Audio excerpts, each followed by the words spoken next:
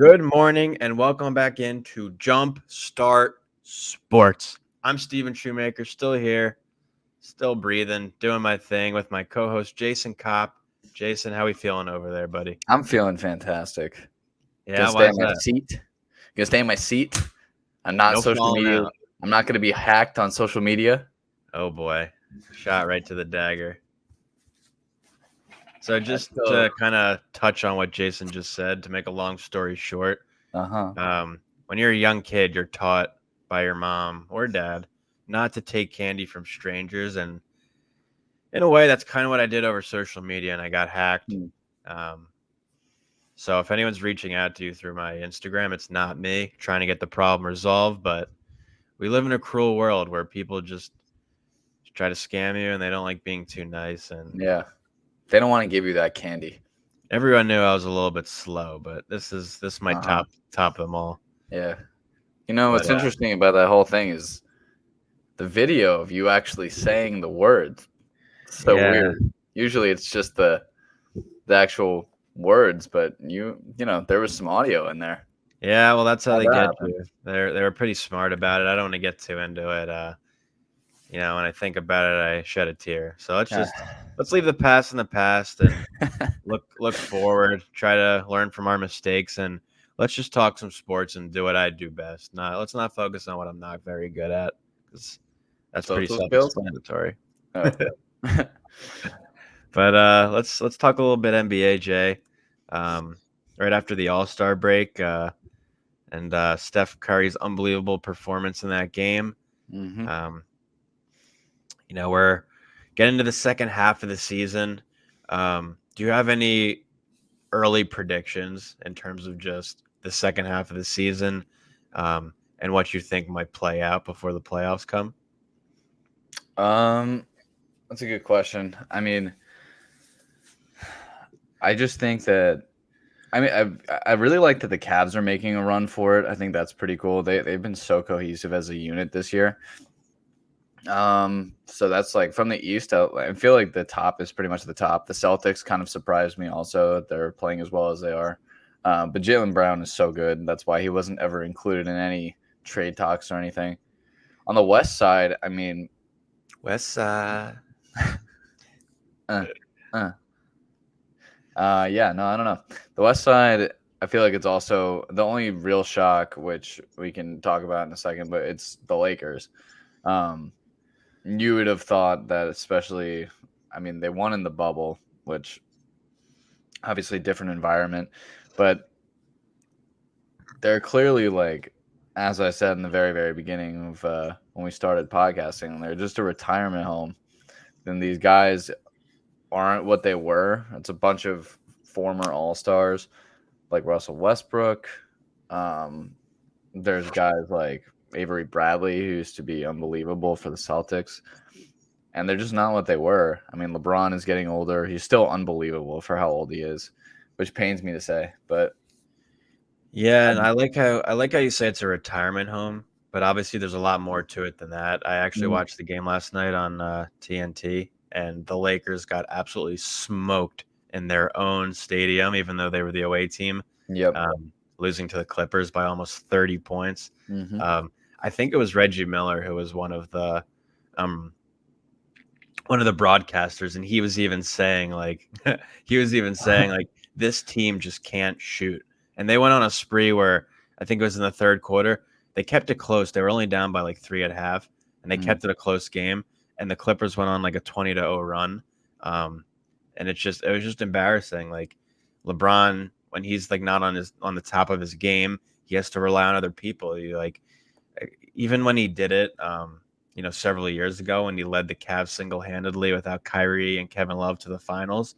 Yep. He can't do that every single night. And if he doesn't have people, surrounding him who are able to help him, they're not going to win games, and they're not making the playoffs right now. Like Russell Westbrook looks terrible. Carmelo actually is playing very well for how old he is, but he's not going to give you a whole lot every night. And if you look at their surrounding pieces, it's like I like Talon Horton Tucker a lot. Me But too. he's just not like someone who's going to give you a 20 piece a game. No, Malik Monk isn't either. Monk's been Although he's played terrible. better this year, but he's Um, been so bad over his career. yeah, they're like relying on Austin Reeves to be like their big 3-point shooter, and he's just gives you a couple trays a game. Yeah. They lost DeAndre Jordan to the Sixers now. Dwight Howard's getting old. They're just an old team. They're getting washed up. Anthony Davis can't stay healthy. Anthony Davis can't stay healthy. I think they they're he's gonna come back, but it's like, how much can you keep pushing a guy before you have to be like, all right, enough's enough. Like, just sit him out the rest of the season, take the L, and move on to next season. But with the way the Lakers are playing, I don't see them making the playoffs. And the even Clippers, if they do, like I don't know, the whole idea of the play-in game is great for the NBA for revenue's sake, and I guess it adds a little bit of a different element of like competition.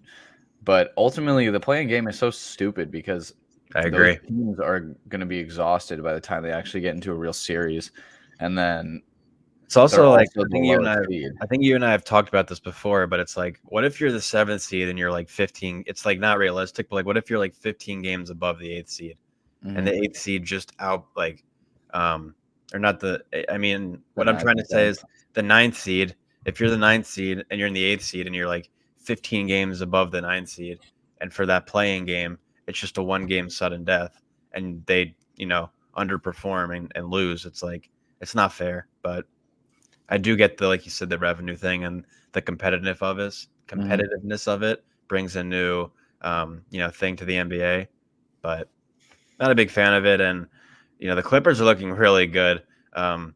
Also surprising. Yeah, Reggie Jackson, who I've never been very highly on, is playing unbelievable. He had a career high, like 36 points last night. Zubats, their big man, is that playing. The Lakers lost.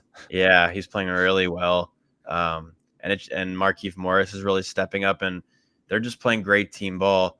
And it just goes to show, like, you don't need like star players to be a good team.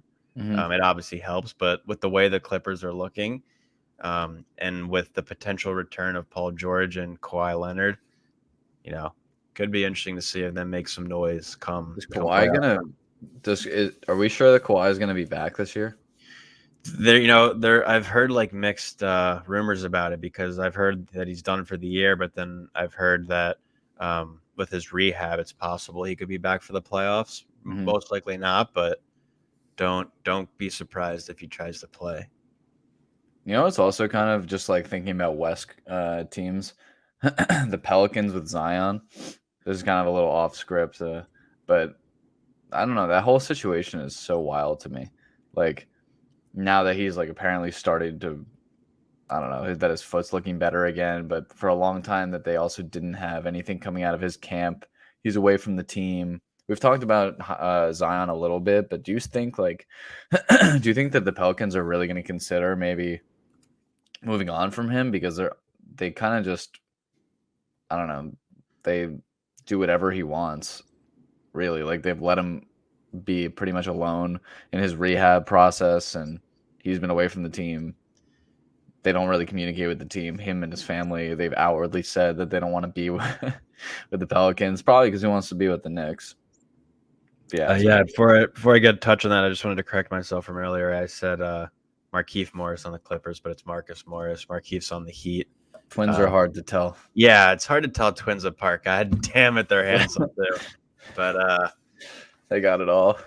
They both practice in my high school's gym, which is pretty cool. So I've met them before. Are they nice? I don't know if they're the nicest guys, but yeah, they are good at basketball.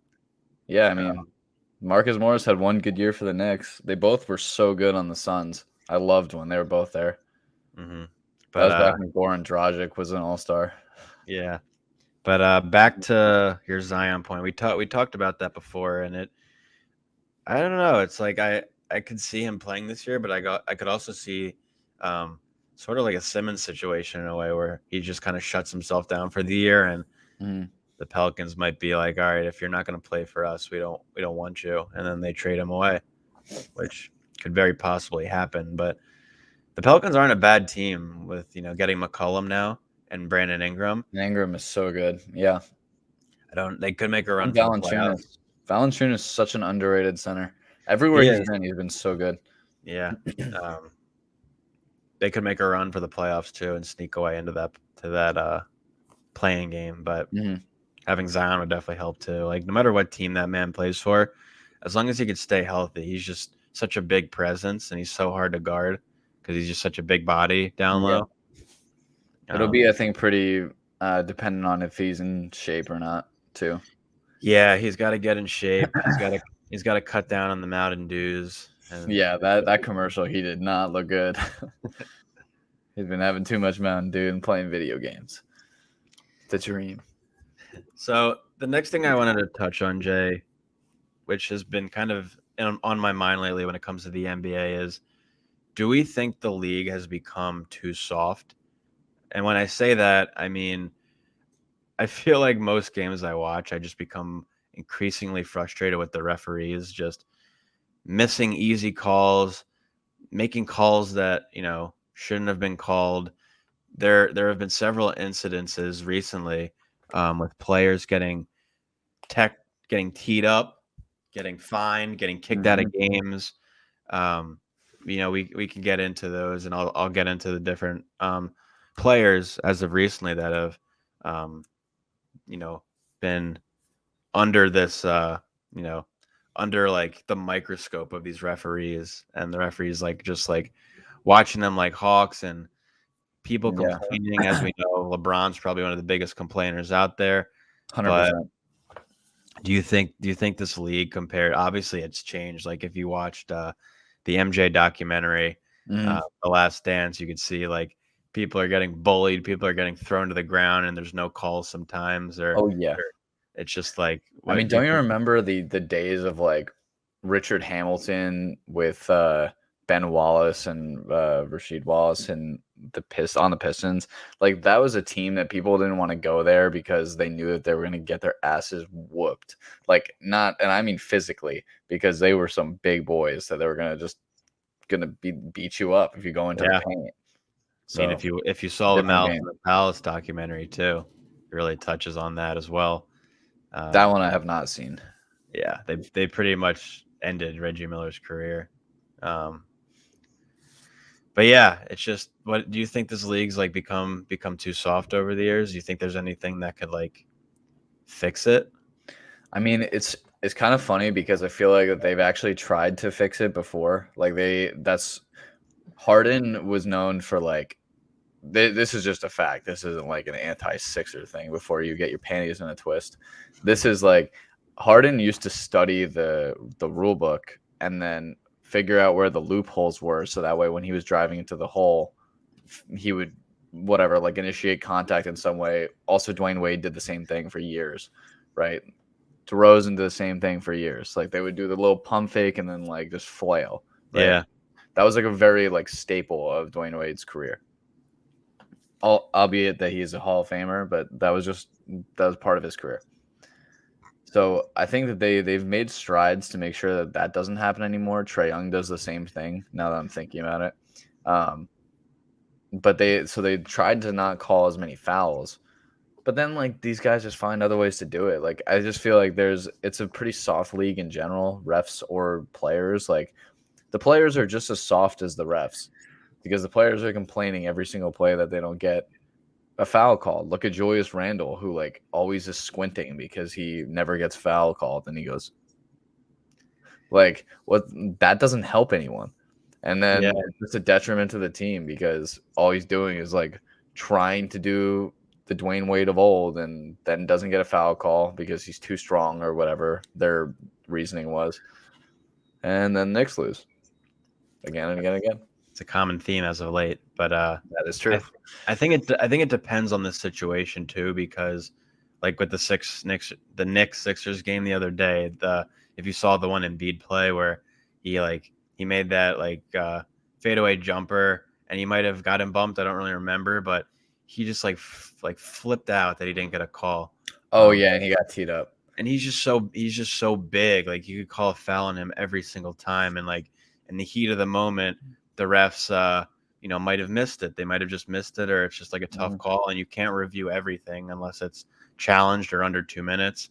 But when you have a 7 foot, 250 pound, he's probably I think weighs he's more more. than that. He's Yeah, like he's 280. probably 280, but He's you 280. get my point. When you have a big man like that coming at you, screaming at you in whatever language he is, just yelling at you, the refs aren't going to take too kindly to that, and you're most likely going to get teed up, and they're probably kind of fearing for their life a little bit. My question is like, what about the foreign players who like can't speak a lick of English? Yeah, maybe they need a translator. And then does it sound more calm? Yeah, they probably know English, or it's probably just like they're just probably cursing at them in their language, and the refs probably won't take too kindly to it. But it's incidences like that where players obviously can't get in the referee's face. Like, it's hard not to, and you're pissed off at them, and the fans are yelling, "Ref, you suck." Yeah, we played intramural B League. We know what it's like. Well, yeah, that's just refs aren't a thing in that, but that's true. But then there's softer situations, like I think about with right before the All-Star break, Chris Paul against the Rockets had a game where he went up for he is either a pass or a jump shot, I forget, but he had his hand hit and there was no call on it, and he either broke or like fractured his thumb, and he's been out since that.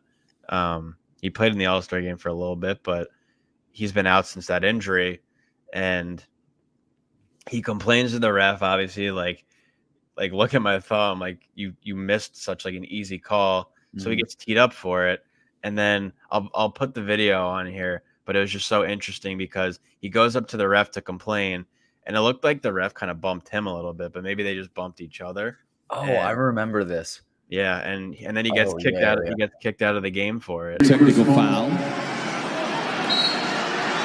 Now they threw him out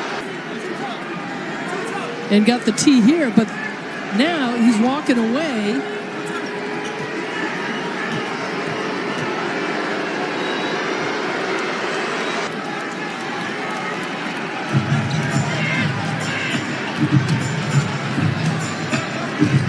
And how do you eject a player for you bumping into the player? Yep. I remember that. It's just like, come on, man. Like, that's something I feel like should be like in the heat of the moment. You should like have it reviewed and be challenged or something. Like, you know what that reminds me of actually? Like in the NFL, do you remember I think it was a Bears player that was like trying to I remember. So I think it was a Bears player. He got a sack and then he celebrated by doing like a Karate Kid spin kick, which was sick. And then cooler than the sack. And he was like a reserve player, and then the ref bumped into him and then threw him out. Do you remember? Oh yeah, that was like a Monday Night Football game this year. Yeah. So that's like very similar and weird that happened in both. But anyway, yeah, I feel like it's both. Like I feel like sorry to go back. Like I think it's the refs that are being soft, but I also think it's the players. Like the players are complaining for the fouls as much as the refs aren't giving them any. Yeah, and then teeing them up. I agree. It goes both ways. And these players make so much money. So it's like, for example, DeJounte Murray got fined $20,000, which doesn't seem like it's like pennies to them, but to us, it's like, that'd be pretty nice to have that in my account. Yeah, but he gets fined $20K for being frustrated with like it was a questionable call against the Grizzlies, and he like. I didn't even think it was like in like a disrespectful manner. He just kind of tossed the ball at the ref's legs, and obviously he deserved to get teed up for it, but he got kicked out of the game, and to get fined $20K for that is just a little bit ridiculous to me. Yeah, I agree. That's again, it is pennies for them, but like that is still pretty dumb to get fined $20,000 just because you throw the ball at a ref's feet because they missed a call. That's what I think is wrong with like. Do you remember I think the report still comes out actually. There's a report that comes out. What is it called? Like L2M or something like that. That's like after the games that they show all the foul calls that were missed. Mm-hmm. Does that still come out? I think it does. I'm not positive. Well, either way, they used to come out with this report that would show all the foul calls, which is so stupid because some of them like this, like. Maybe there was a foul miss, and then he throws the ball at the legs. $20,000 in injection later, it doesn't matter anymore. It's also like it ruins the beauty and the fun of the game when players are complaining on every single play. Like if Embiid is going to get fouled every single time, which he usually is, he's fouled every play. It slows the momentum of the game down, and it's just like it's not enjoyable.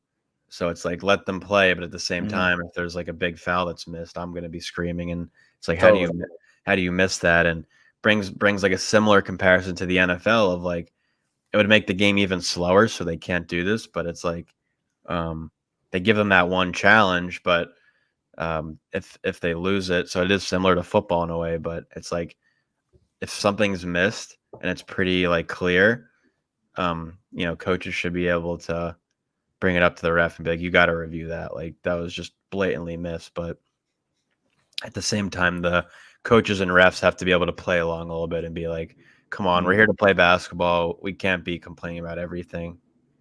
Yeah. And have you watched that? I mean, the first one, or not the first, I guess technically it's the third game against the Knicks and Sixers. They had it was like 72 free throws. It was something crazy. Yeah. Like at some point, stop calling it. Like I know Twitter was blowing up over the fact that like the game is being ruined because James Harden, RJ Barrett, Julius Randle, and Embiid go to the line every other play. Yeah.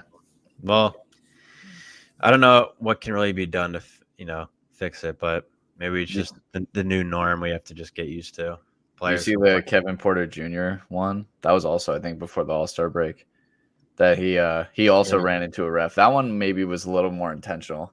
Yeah. And that one he got obviously thrown out too. Yeah, there's just so many situations like that, and they have the 16 max technical rule where like certain like Draymond's probably hit it. Draymond hits it every year. Luka's at like 12 already. Luka complains a lot. But you mentioned your Knicks, and we touched on the Lakers kind of falling apart. Where I think the Knicks are in a very similar situation. With they started off really well this year and had some promise, and seems like they're just kind of falling apart. And people are giving Julius Randle a lot of hate, maybe because he's the best player on the team. He's getting so much spotlight on him, but benching. I'm curious to get your take on it. We've probably discussed this before, but Kemba, who is such an elite point guard in this league, shuts himself down, or the team shuts him down for the year. Derrick Rose is hurt. What's different from last year compared to this year for the Knicks? Well, I'd say, I mean, there's a lot that's different. In theory, it was, you get rid of people who I definitely roasted on Twitter every single chance I got with Elfrid Payton, who was one of the most garbage point guards I've ever seen in my life, who was somehow the starter every game for the Knicks last year. So what really happened, though, is, I mean, last year was a really cohesive group. I mean, it was kind of a Cinderella story, and they had no business being where they were. They were not a very talented team on paper. They were supposed to be like the 29th power ranked team when they came into the league year. And then Julius Randle lit it up, and RJ Barrett improved steadily. And I think this year the difference is RJ Barrett, I think, has taken a huge leap, which is so underplayed because of how bad they've been. But he's been looking unbelievable. He is definitely the alpha on this team now. My issue with Randle is he makes a lot of careless turnovers, which he did last year. But the difference is last year when he made them, he also would reward us with a game-winning shot. He's not been taking those shots. He's not been shooting as well. My real issue, though, it was the second that he gave a little thumbs down to New York. That's why he's had such a spotlight on him. Since that moment, he's not played well, right? That was a good play against the Celtics when he did that. But he's not played well since. And because of that, New York fans are ruthless, and he's basically asking for it. Also, do you think it has anything to do with coaching? Because I think Tom Thibodeau is a great coach. I actually don't. I think that a lot of people will blame it on Thibodeau, but I don't think it's his fault at all. Like, you don't just go from like the coach of the year to being the worst coach in the league in 1 year. I mean, I do think that he should be more willing to play younger players. That has always been an issue of his, even when he was back with the Bulls. Uh, like, for example, the fact that we got Cam Reddish, who is an elite talent, hasn't really panned out with the Hawks, and then we don't even play him for the first like 5 games that we have him, and now he's just in a reserve role where he also still only gets like 10 minutes. Mm. That makes no sense. Like, we paid a first round pick for him. See what you got. Like, he's such an elite talent. And you can see it too. Like, he made some unbelievable shots against the Sixers last game. But then he got into foul trouble, and then that was it.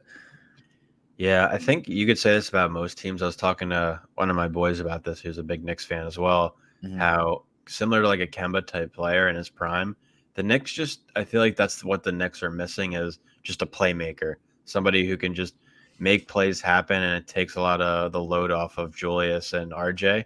Like, it's obviously easier said than done to go out and get this player, but I think in the offseason, the Knicks need to see what they can do to try to get somebody like a Kyrie Irving or a Bradley Beal, someone who's going to give you 20 plus points a game and who makes his teammates better around him.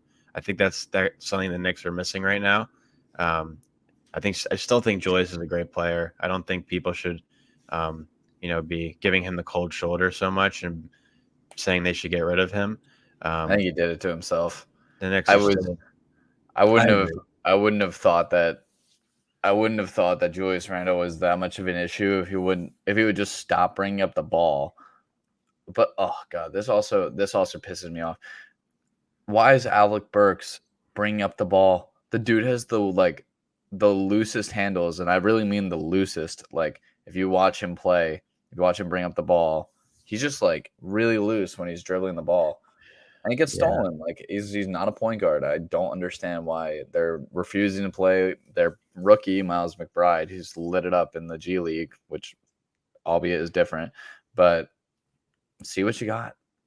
This is a lost season. Evan Fournier has not been good. He's been so bad for the contract. But, it just goes back to thinking that we could have had DeMar DeRozan, who wanted to come to the Knicks. And instead, we went for Evan Fournier and Kemba. Yeah, that's exactly the point I'm making here. And you need someone like him. You need a playmaker. So unfortunate, but it's the Sixers too. Like, look at us right now. Like, we were always a pretty solid team, but just by, regardless of getting fleeced in the trade or however you want to put it, just by bringing in a playmaker like James Harden, you've been able to see it's already made us so much better. And we are kind of putting all of our eggs in one basket right now. We're the second seed.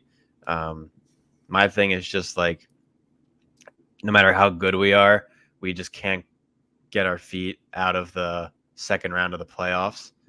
So it's like we get through there and we're going to have to play either the Nets, the Celtics, or the Bucks in the second round. And those aren't going to be easy series for us, but we shall see. We shall see. I mean, who would have guessed that the Hawks would wipe the floor with the Knicks and then the Sixers in back-to-back series? I mean, not me. When last year happened, I was rooting for them to play the Hawks. Yeah. Stupid Trae Young. Stupid Trae Young. Stupid, ugly hair Trae Young. Ugly face. In brighter news, I feel like in terms of COVID, things have really been getting better in the league and just in the world with COVID. People are still getting it, but it seems like they're doing a good job of it. We were talking, several months ago when it got bad about like, are we gonna have to go back to a bubble type situation? But I feel like things are getting a lot better. People aren't wearing masks anymore. The Sixers, just because I'm from Philly, I know this. The Sixers announced that you don't have to wear masks at games anymore. So teams are doing pretty well with it. But obviously, then you see that I think Kyrie, the whole situation with that. I don't know if Devin Booker got COVID or not, but he's been out because of being in health and safety protocols. Yeah, it could be Kendall's fault. But it could be any. Man, he was seems like generous. where we were 2 seasons ago to now, things have definitely are looking forward despite everything going on in our world right now. I still remember, like, this is a while ago, but when I was living in Dallas, I still remember like how the day before the day of the NBA shutdown, when they were starting to cancel games, there was a Mavericks game, and I I very easily could have gone to it. Whether that would have been smart, but I very easily could have gone to the very last game, but I decided that $15 for a ticket was too much money for me. That was Wow.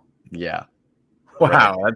that's crazy to hear because I was looking into going to the Sixers game tonight, and 150 seemed like a little bit too much to be spending to get a decent ticket. Yeah. So Well, the $15. You got to remember it's different. Like, first of all, in Dallas, they're not. I lived like directly across from the stadium, so it was easy for me to wait until like right before the game, buy the tickets, and just walk across the street and go to the game. On top of that, I was getting tickets routinely for like $10, $6, and so when I saw 15, I was like, they're ripping me off. Like, meanwhile, MSG, the cheapest tickets, like $250 to watch the worst teams play. But that's just the way the world works. I don't want to hear your excuses. You heard them. I know when you were in Dallas, you were a Cowboys fan deep down. Yeah, right. I wore my Giants. Man, that was terrifying. Wearing a Giants jersey to the Cowboys stadium, I was getting heckled. Like, that was a whole experience, because that was the year that week 1 Giants at Cowboys, right? Saquon rips off like a 70-yard run to start the game, and I look over at all the Cowboys fans around me who are heckling me, and I was like, "Yeah, that's called a big plate of karma for you, Mr. Cop." And then they got smoked, spanked. Yeah. But since we bring that up, transitioning over to football, do you want to kind of take the reins on this, and we can get into the combine, but talk a little bit first about just kind of the headlines of what's been going on? Yeah. So let's just talk a little bit about like what's going on right now. So there's a few different things. So the first we have on our list is Pete Carroll saying specifically that he has no intention of trading Russ.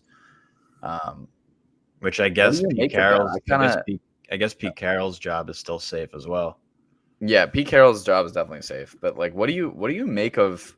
Maybe I'm reading too much into it, but I know media outlets as well are, the no intention is such a weird way to say it, because that's not shutting the door at all. It's just saying that, like, I have no intention of eating a cookie. Yeah, but I'm going to. You know what I mean? Like, I do like cookies, but I guess it's different from saying like we're not trading Russ, and then there's the possibility that he gets traded, because you need, he is getting to be on the older side, but he's still, has 4 or 5 more years left in him. I think good so. years. So you can't quite shut the door on him. He's as much as the Seahawks were trash this past season. Mm-hmm. They still have a lot of good players on that team. DK needs to turn it around. He needs to have a big bounce back year. He needs to stop complaining. Tyler Lockett's just doing his thing. They might have finally found their running back in Rashad Penny, who they've had for 5 years. But I don't know. I don't know what the deal is with that, because I never like saw Russell Wilson being on any team other than the Seahawks. Yeah, so it would be really weird. Yeah, the no intention thing means like that he doesn't want to see him go, but there is that possibility, because, as we've said before, business is business at the end of the day. Business is business. Do you think that he'll be on the Seahawks week 1, or do you think that there's a real shot he'll get traded? It kind of depends. I feel like it'd have to be like a blockbuster trade, but I do see him being in a Seahawks uniform come next season. I think so too. I think the whole idea of like that there might, we had a whole copy-toppy about it. that there is this QB carousel, which I still think that there could be. But it's looking increasingly likely that Aaron Rodgers is going to come back. Apparently, their contract talks to make him the highest paid player in the league is going really well. Yeah. Sure, being paid $50 million a year, not too shabby. I mean, you got just a quick thing before you. Sorry to cut you off. I just wanted to say, like, with the Rodgers situation, he is, back-to-back MVP. You could make the argument he's the best quarterback in the league, but do you think he deserves to get the money like Mahomes is making? Because Rodgers is so good, but like he choked in the playoffs. They've come up short of any team's goal of making the Super Bowl the past couple of years, especially with how stubborn he is. But like with the way he's been acting the past couple of seasons and not getting them to the Super Bowl, I guess they're kind of in a situation where they have to. Yeah, that's what I was going to say. Do you think do you think Rodgers is deserving of it, or? I think that it doesn't really matter if he's deserving or not. I think that they don't have a choice. Like if you watch the 2 games Jordan Love played, he was atrocious against he had all the chances in the world and he looked so bad. Like they know what they have in Jordan Love. There's a reason that they haven't played him even after drafting him in the first round a couple years ago.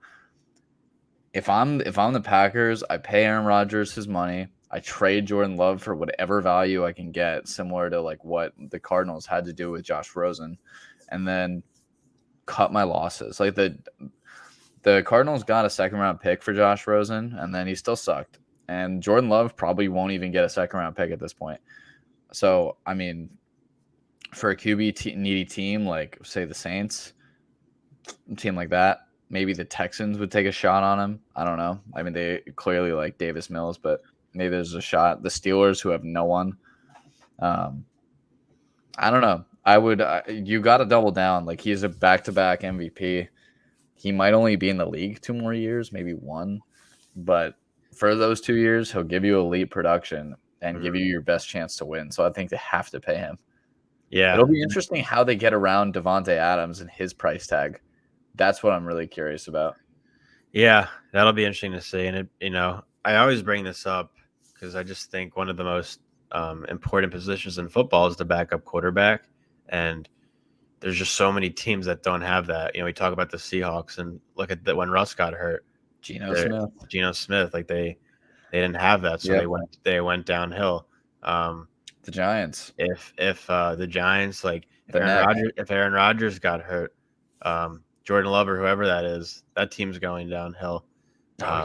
Mahomes, you name any team, you need to have a good backup quarterback, which is why it's so important. Like that's why, like, call me stupid, or call me crazy, but like crazy. If like I'm just thinking about my team, for example, if we drafted like for some reason, like at first I was very against this, I really was, but if we drafted this year like a quarterback, whether it was like Sam Howell, who the Eagles have been looking at in the combine. Well, he didn't make enough shots on. We can touch on that. We can touch on that in a second, but a lot of people would be very frustrated with it. But Sam Howell has a lot of talent, and if Jalen Hurts isn't our guy, which we don't know if he is, you need to have a backup quarterback who you can develop under your starter, because whether your starter gets hurt, as we saw with the whole Brady Bledsoe thing, or if you just kind of want to move on from the person, whether they retire or just a trade possibly, you need your backup to be ready to go. So that's why I think I've come more all right with teams drafting quarterbacks, because it just goes to show how important they are. Well, I agree and disagree, because you can still draft a quarterback in like the third, fourth round. It's one or the other. Well, I'm disagreeing and agreeing. You can't tell me what to do. I'm disagreeing with your agreement. Well, I'm agreeing with your disagree. No, I'm just saying, like, the same thing. Like, I'm thinking from like a Giants perspective. They drafted Kyle Lauletta, Davis Webb, and who the hell is the guy that they just re-signed? Mike Glennon. Dude, no, that the neck needs to stay in the zoo. He's a giraffe. What noises do giraffes make? Oh my god! Something like that. I don't know. But yeah, no, I just think so. Like we had wasted multiple like third, fourth round picks where you could get like impact players instead. You know, they ended up not being anything. So like I think it's depends on who the player is. Um, so but like moving on, to still talking about quarterbacks, like Josh McDaniels, new Raiders head coach, the Las Vegas Raiders, said Carr is without a question the week 1 starter, as well as them. They're also doubling down, and I'm pretty sure they're going to offer him a $40 million contract. Do you think that's too much money? Do you think that they should? Because I feel like in general, since 2015, which was Derek Carr's like MVP caliber season, and then he had a tragic injury with his knee. He since has been pretty solid. Like he was not great a couple of years, and then he's been pretty consistent. I really respect him this year for what that team went through and how professional he was through the Henry Ruggs stuff and the John Gruden stuff. Like all of it, stayed level headed, was able to take them to the playoffs. But do you think that's enough to be warranted for being paid $40 million a year? I think this could be a cop-out answer, but I think Derek Carr is a great guy. I think he's a very overrated quarterback. I don't think he's he's able to lead the Raiders very far. So I don't think he's worth that money. But I think that they're going to be very good this year. I think Josh McDaniels is going to do great things with them. And if they can just like stay healthy, like Darren Waller, Josh Jacobs, if they can get, some wide receivers who can stay out of trouble, they have the capability to be a very good football team this year. Even if it's like I don't know, finishing like, I'm trying to think, like finishing like 12-5 realistically is a very good record, but then losing in like the first round is possible depending on, it's kind of like a Jimmy G situation you're saying. Exactly. Like, yeah. Or like you're really good, but not good enough to lead him to the promised land. Exactly. You have so much talent, but just not enough to be able to take that next step to be great. Well, Jimmy G is also an attractive fellow. Oh, he's handsome. That's for sure. We're definitely we're a Jimmy G stan podcast here. Oh yeah. We think he's hot. He is hot, but talking about a not so hot situation with another quarterback. Very good transition there. Cliff King, thank you. Cliff Kingsbury just got the extension he deserved with the Cardinals. He's a fantastic coach. So did the GM. Yeah, exactly. The GM as well. But what do you make of like? Do you think that's I don't think it has anything to do with it, but do you think that's like a little bit of a jab in the back to Kyler being like? So I'll have to be corrected on this, but I'm pretty sure Drew Rosenhaus is the guy's name, and he's actually the agent for Kyler Murray and Cliff Kingsbury. So it's kind of interesting that they have the same agent, yet only one of them got the extension. The other has been, like he needed his demands out on Twitter that he's basically asking for an extension a year early. And that he's probably asking for max money considering the accolades that he's already accomplished and what he's brought the Cardinals franchise to, which in fairness, like he did bring them back to relevancy. So, I mean, he really does have a point. He's just being kind of a little bit about it. That's what I think. Yeah. I mean, I think Kyler's going to stay with the Cardinals this year, but they're going downhill too. Like, I think James Conner had a fluke year. I don't think he's going to replicate what he did last year. It's just my free agent anyway.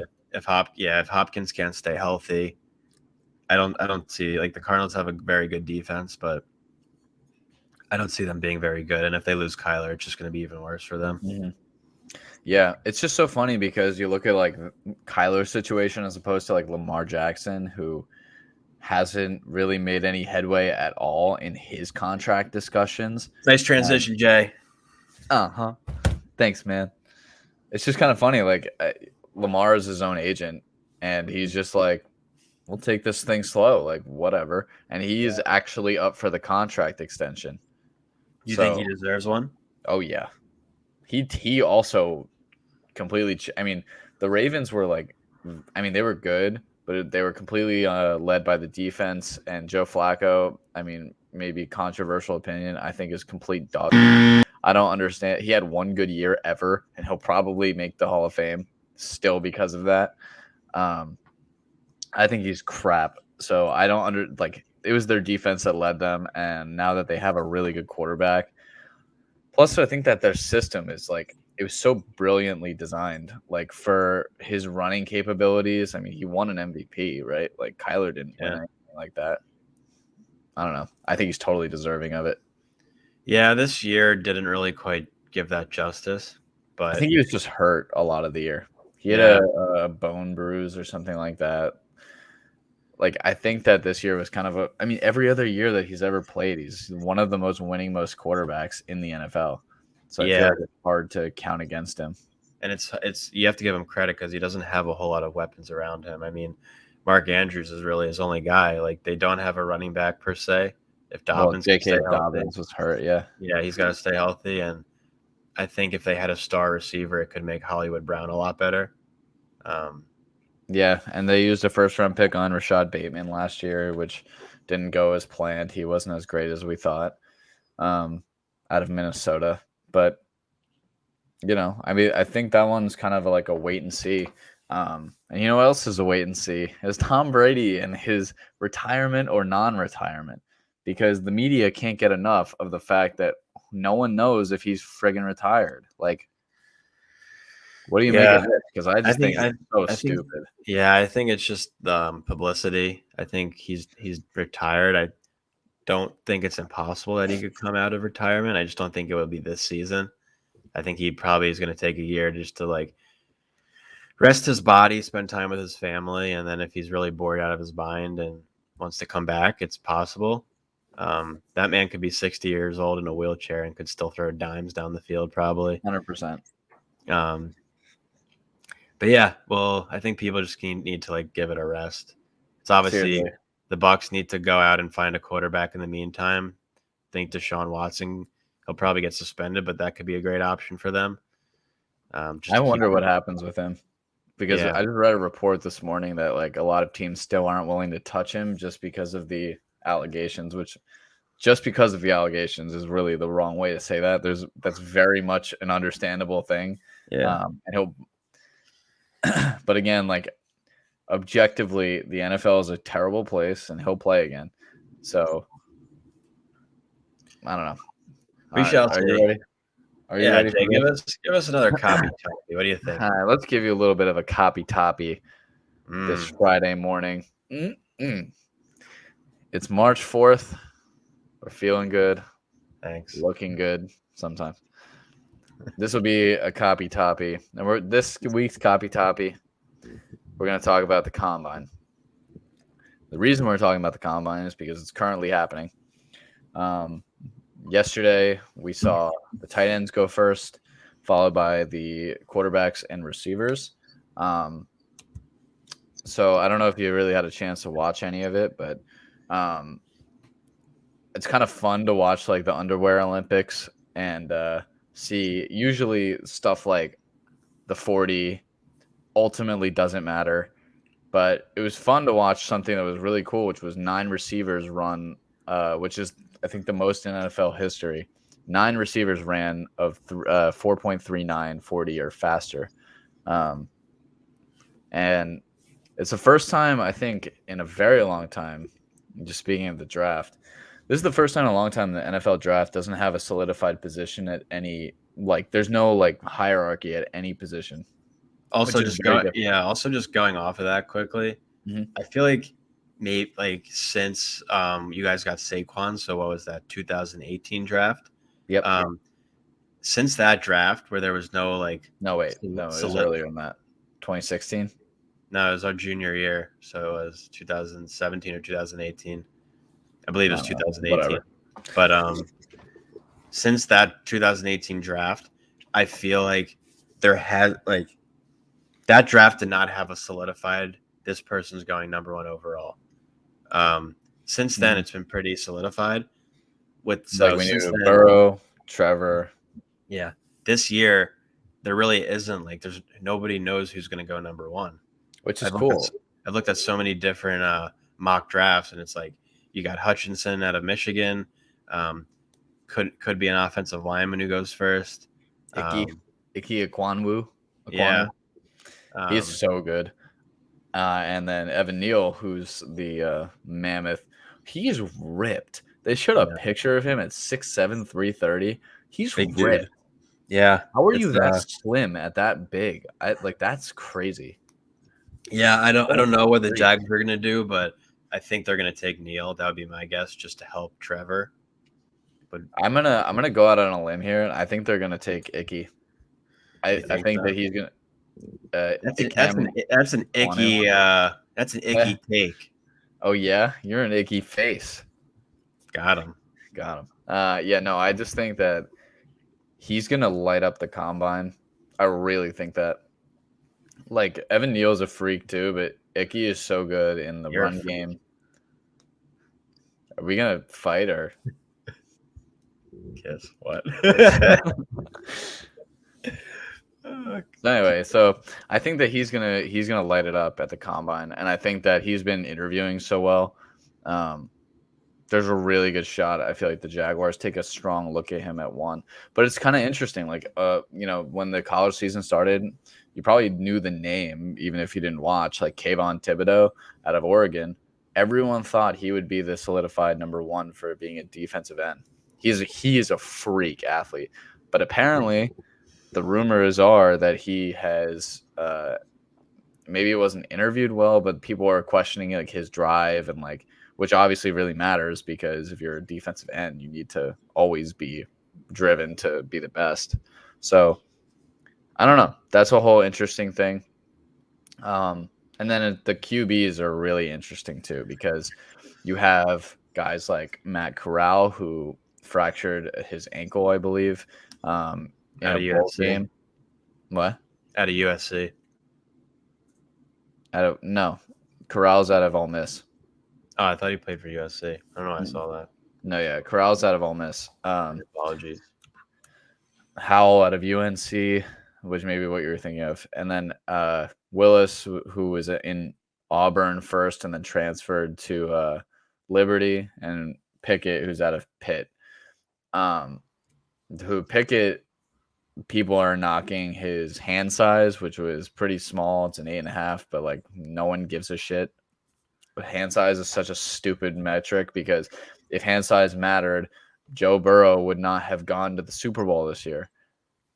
Like Joe Burrow made a whole comment about that of like, oh no, my hands are so small, so I'm gonna have to retire. He like tweeted it out before he got drafted. Like it's so dumb. It's like being able to have a bigger hand obviously helps with controlling the football, but as long as you can throw a football, like who cares? Like I read something about like weather.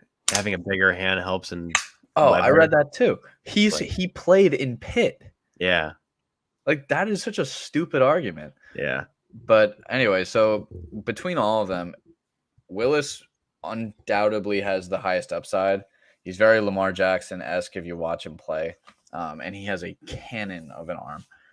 And in the combine, Malik Willis lit it up. I wish he ran the 40. I really, really wish he and like Lamar Jackson, Kyler, I wish those guys would run the 40, but he chose to not run the 40 and he just took part in position drills in terms of throwing and he lit it up. He looked the part. He definitely had some overthrows and stuff like that, but like as expected, his arm is just a freaking cannon. I think if he's apparently been interviewing really well too. I think he's the only quarterback that's a real shot to be in the top 10. I really do. If he can sit for a year behind a quarterback, I think sky's the limit for him. Yeah, that's, touches on what we talked about earlier. Just, I think that's with a lot of teams too. Like, I think there's too much pressure put on Trevor. And I mean, it is possible. I mean, look at what Joe Burrow's been doing. But I think when you draft a quarterback, first overall or just, in the first round, you can't be looking at it like, oh, this guy's going to come in his rookie year and light it up for us. You have to be like, you're drafting him with the intentions of he's going to be our backup and he needs to develop. He needs time. Kind of like a Jalen Hurts situation, you could even say. Like needed a year to sit, and then or Trey Lance if he ends up becoming the starter this year. Yeah. And Pickett was really solid in the combine and really solid in general. He ran really well, which I think was not expected. He ran like 4.58 or something like that. It just felt like running. I was running. God, Forrest Gump, great movie. He reminds me a lot of Derek Carr. I think the way he plays is really Derek Carr-esque, which is like, I mean, that's great. That's still NFL starter worthy, right? So I don't think Icky's going to go number 1, which I'm sure you'd be very happy with if he somehow fell to 5. That would be sweet if he fell to 5. Mm-hmm. I don't think it's realistic that he'll fall to 5 because I think the Jets will take him before. I don't think the Giants will even have a chance. Never say never. Never say never. All right, So some of the Justin Cobb, ladies and gentlemen. So some of the tight ends were also interesting. I thought the tight end group is probably actually the most deep this year. You even have like Cam Hayward's brother was one of them. I can't remember his name, but Cam Hayward's brother. And then there's Isaiah Likely, who's out of Coastal Carolina, Greg Dulcich, and Trey McBride. Trey McBride is probably the most complete one of the tight ends of them all. They're all really good players. I could see them all going like, well, there's such a depth, I feel like, this year because of how many super seniors there were because of COVID, that I do think that a lot of them will actually be available in round 3 and maybe even some round 4, which is great. And then in terms of receivers, so I'm forgetting his name right now, but whoever it was out of Baylor actually unofficially broke the record. That has since been overturned, and it is not true. Officially, he ran a 4.28 instead, which is a pretty big miss by it was the guy out of Baylor. Tyquan Thornton. Yes, Tyquan Thornton. He actually didn't break it, which was unfortunate. He fast. But Chris Olave, also their timing of him was so wrong. His timing was a 4.26 unofficially, and his actual time was a 4.39. Like, I don't know how you mess it up by that much. Mm-hmm. But so another guy who's been really jumping off up boards is Christian Watson. Christian Watson's out of North Dakota State. He is a super freak, like 6'3", super freak. Super freak. I knew it was a song. Super freaky. So he's like 230, and he is a hell of a talent. I bet you he's going to be like a early second, first round pick now. Whereas before, people didn't even know who he was. Mm-hmm. David Bell out of Purdue didn't do entirely amazing. He was really slow. He ran in the 4.6s twice, but I mean, in fairness, Cooper Kupp ran in the 4.6s, and that worked out pretty well. When it comes to wide receivers and really anybody, how much do you think it hurts a player's draft stock if they don't participate in the combine? Like Jameson Williams, for example, I think he's still dealing with his injury, so he's not in the combine. How much do you think that's going to hurt his draft stock come draft day? Because I still think with the 15th or 16th pick, the Eagles will probably take him. I don't know if that's like buying in too early on him, but for players in general who don't participate in the combine, do you think that like substantially hurts them? I don't. I mean, you look at Drake London, who also fractured his ankle, and he's probably still going to be the top receiver off the board. He's out of USC. You think he goes top 10? I don't, but I think he'll go right outside.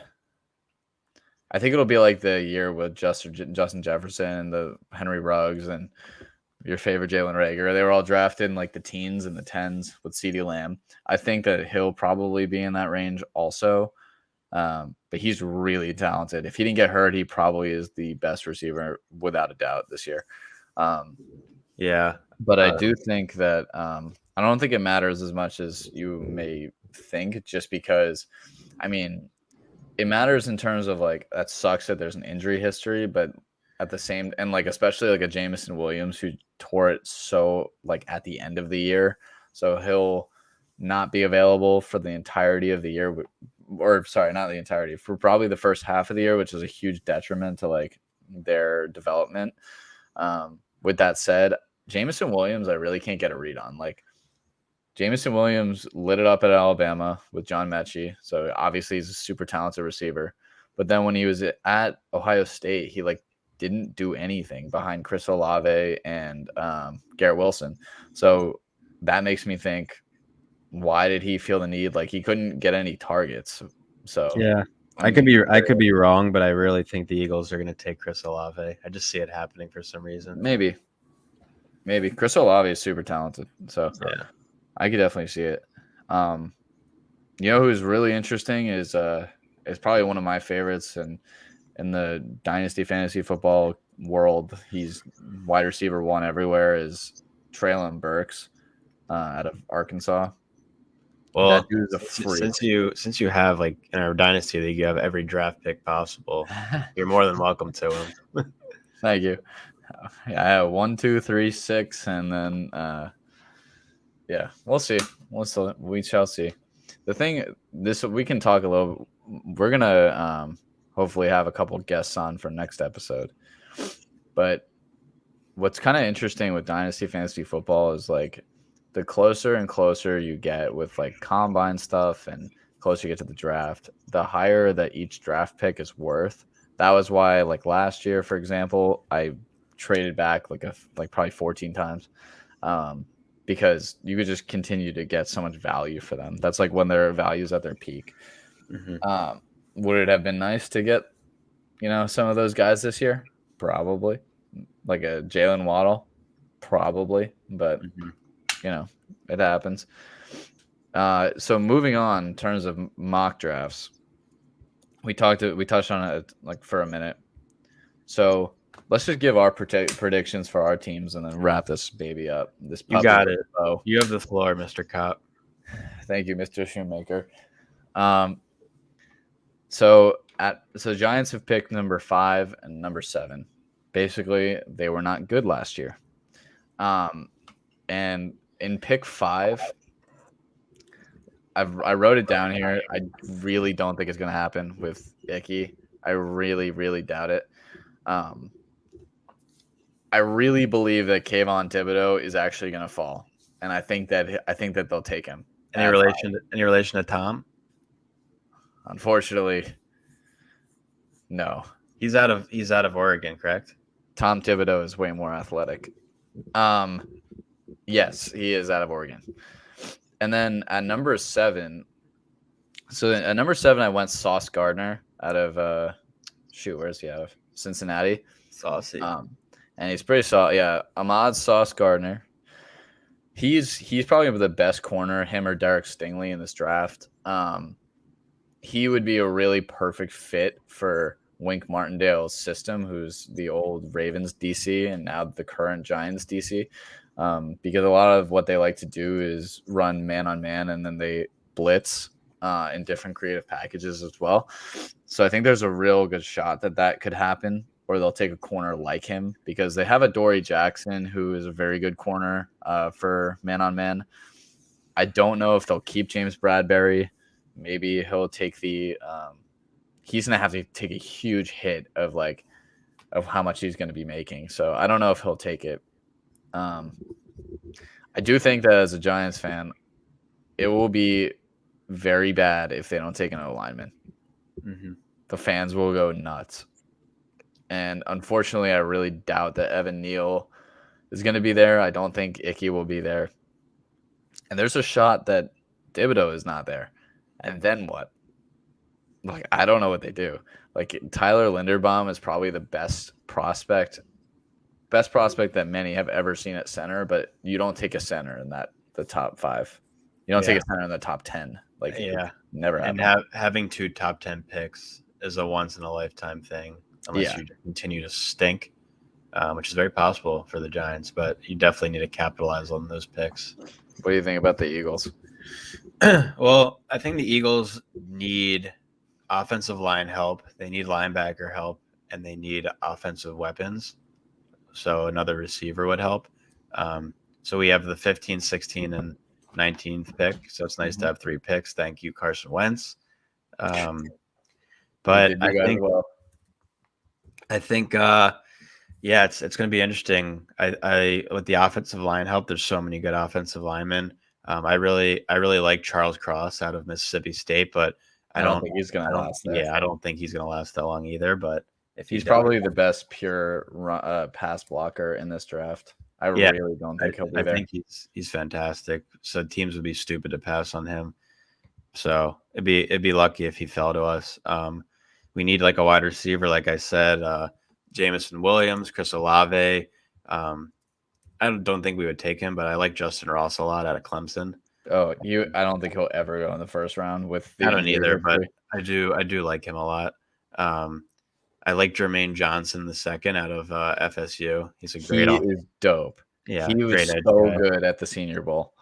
Yeah, I think he could be great for us, but at the same time too, I don't think this would happen, but we did it last year with the trading in the draft. But I wouldn't be surprised if we trade one of those picks to somebody. Not sure what would come out of it. I could see the Giants doing the same. I'd love a situation where it's like Goodell goes to the podium and says, with the 15th overall pick, the Philadelphia Eagles have traded to the Atlanta Falcons for Calvin Ridley. That'd be pretty cool. Doubt it'll happen, but I don't know. If they were offered the first round pick, I think that they'll probably take it. If I'm the Falcons, yeah, you might never play for them again. No, or you guys could just take a clone of Calvin Ridley and take Garrett Wilson. Yeah, it's possible. I just think the most important thing for us is offensive line, especially if we lose Jason Kelce. We shall see. We shall see. But yeah. You know what's interesting is this. I'll just wrap it up with this. Malik Willis, I think, when all is said and done, will be a Steeler. That's my other hot prediction, because the Steelers were just as shitty as trying to hide how much they loved Najee Harris last year as they were about how much they love Malik Willis this year. And I just think it's going to happen. We'll see. We'll see if you're right. I'm not usually, so not often. Don't count on it. That's for sure. So yeah, that's our copy toppy. Another copy toppy.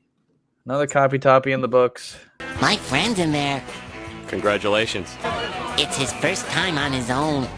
Please make sure to like and subscribe. Stay safe. Don't let any hackers get you on Instagram or you'll lose it. And have a good one, everybody. From strangers, only take them from your parents. Yeah, that's self-explanatory. All right, have a good one, Jay. All right, see you, buddy.